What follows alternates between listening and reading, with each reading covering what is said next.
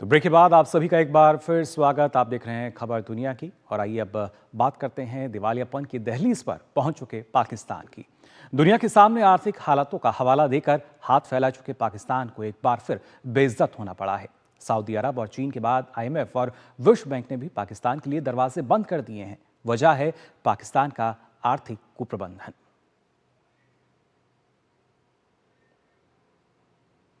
उधार पर अर्थव्यवस्था की गाड़ी खींचने वाला पाकिस्तान अब बुरी तरह हांफने लगा है। सऊदी अरब और चीन जैसे देश पहले ही और अधिक कर्ज न देने की बात कह चुके हैं।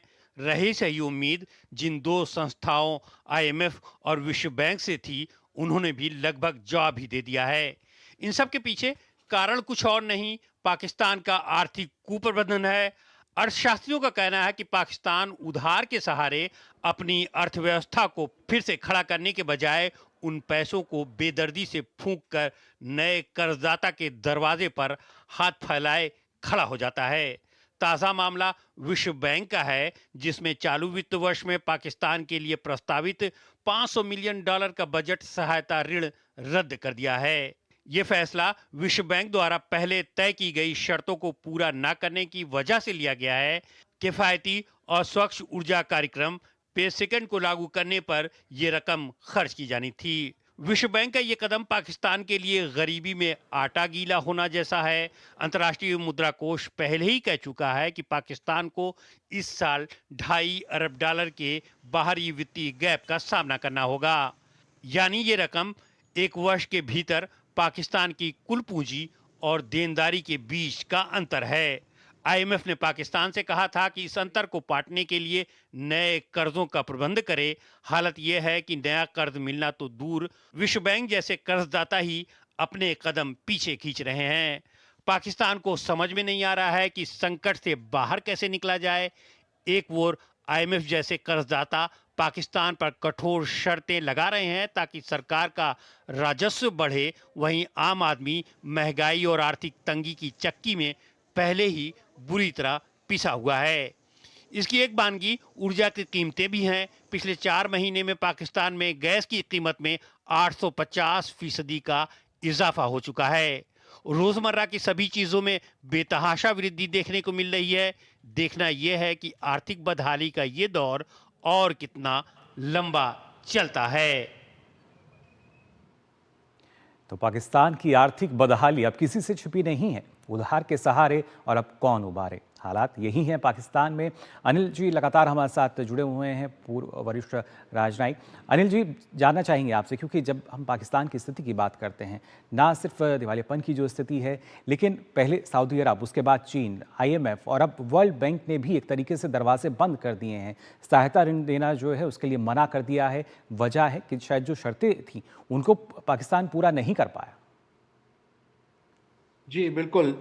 जब IMF और वर्ल्ड बैंक के पास पाकिस्तान शुरू में गया था, जी। उस समय पर दोनों ने कुछ शर्तें रखी थी।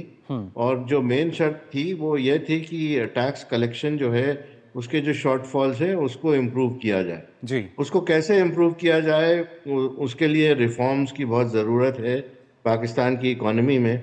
और सबसे ज़्यादा एग्रीकल्चर में बहुत ज़रूरत है, क्योंकि जो फेडरल लॉज हैं पाकिस्तान में एग्रीकल्चर के ऊपर, वो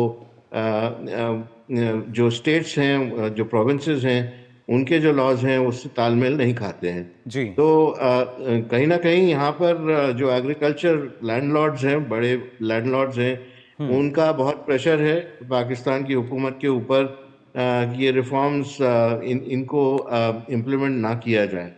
और इसके चलते रिफॉर्म ना होने की वजह से टैक्स कलेक्शन में शॉर्टफॉल्स आई हैं। दूसरा, IMF वर्ल्ड बैंक दोनों ने कहा था कि पाकिस्तान को चीन के साथ बातचीत करके जो लोन लिए हैं उनको जी। रिस्ट्रक्चर किया जाए और सऊदी अरेबिया से भी लोन लिया जाए। लेकिन हमने देखा है कि चूंकि पाकिस्तान में रिफॉर्म नहीं हो पा रहे हैं, इसलिए दोनों कंट्रीज अपने हाथ पीछे खींच रही हैं और खींच जी। चुकी हैं।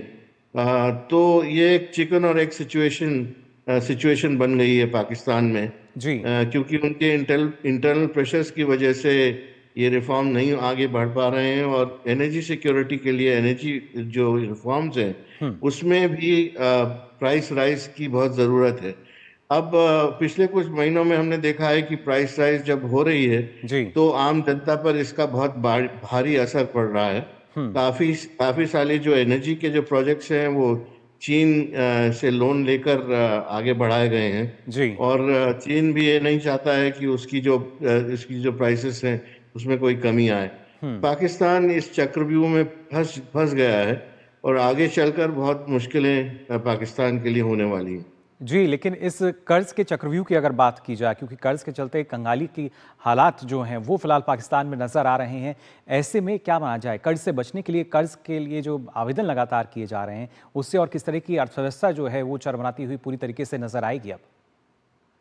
देखिए, पाकिस्तान में जब तक ये डिटर्मिनेशन नहीं होगी, पॉलिटिकल डिटर्मिनेशन नहीं होगी कि रिफॉर्म्स सबसे ज़रूरी हैं, और दूसरा आर्म्स के ऊपर ज़्यादा खर्चा ना करके और जी। या टेररिज्म को बढ़ावा ना दे करके, अगर पाकिस्तान के अंदर जो डिफ़िकल्टीज़ हैं उनके ऊपर कंसंट्रेट किया जाए, तभी जाकर ये समस्याएं हल हो सकती हैं। लेकिन जी। पाकिस्तान की जो लगातार हुकूमतें, हमने देखा है कि वो आर्म्स के ऊपर काफ़ी जोर देते हैं आर्मी की वजह से, आर्मी का जो कंट्रोल है, और दूसरा बड़े जो लैंडलॉर्ड्स हैं वो एग्रीकल्चर में रिफॉर्म नहीं आने देते, जी। और उसके चलते एनर्जी के जो रिफॉर्म्स हैं और प्राइस राइजेस हैं वो भी नहीं हो सकते, क्योंकि पब्लिक के ऊपर इतना भार पहले से है, वो इसको सहन नहीं कर पा रहे हैं। तो इस तरह से किसी ना किसी को अपना हक अदा करना पड़ेगा, जी। और पाकिस्तान की इकॉनमी नहीं तो इसी चक्कर में पड़ी रहेगी। जी, कहीं और उसी वजह से बद से बदतर हालात जो हैं वो पाकिस्तान में नज़र आने लगे हैं। लेकिन जिस तरीके से ऊर्जा क्षेत्र की अगर हम यहाँ बात कर रहे थे, जिस वजह से जो पाकिस्तान है वो लगातार जूझ रहा है, और उसके चलते ही चीन ने भी पहले मना कर दिया था कि अब जो बात है आगे नहीं हो सकती, क्योंकि शर्तें जो हैं वो नहीं मानी गई। ऐसे में अनिल जी, आने वाला जो समय है वो और किस तरीके से देखा जा सकता है पाकिस्तान के लिहाज से?